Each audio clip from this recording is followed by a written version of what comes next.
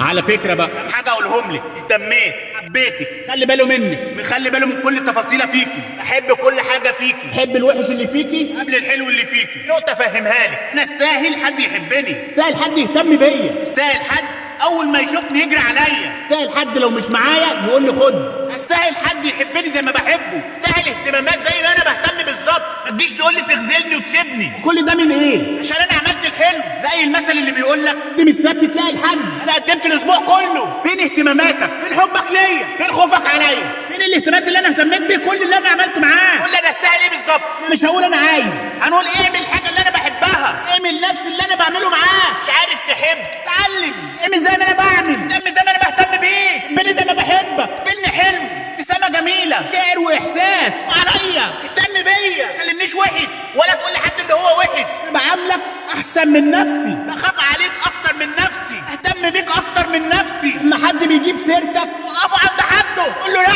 ده بتاعي، انا عارف طبعه، في حنيته. انت اتغيرت ليه؟ حته عني ليه ده كله انا اهتميت بما فيه الكفايه، حطيتك مكان عيني، جوه نن عيني، خبيتك من الدنيا وما فيها، حبيت الوحش قبل الحلو. ليه تعمل معايا كده؟ ليه تعملني كده؟ ليه ما تخافش عليا زي ما بخاف عليه؟ ليه ما تحتوينيش زي ما بحتويه؟ ليه تتكلم عنه وحش وانا عمري ما اتكلمت عنك وحش؟ لا عملتك وحش، ولا اي حد جاب سيرتك قلت عليك انت وحش. بهدلتني معاك، لو مش عايزني كان من الاول قول لي، ما كنتش عريت نفسي قدامك، ما جتش اهتماماتي ليه؟ اهتمامات شخص تاني حبني زي ما بحبه. الله يسامحك على اللي انت عملته فيا، مش قادر ادعي عليك، بقول لك الله يسامحك، مش بدعي عليك، دي بقول لك الله يسامحك. شفت بقى لغايه ايه بقول لك الله يسامحك؟ مهما عملت فيا، مهما قسيت عليا، انا مش راضي لك الوحش، انا راضي لك الحلو وبقول لك الله يسامحك. يا شيخ الله يسامحك.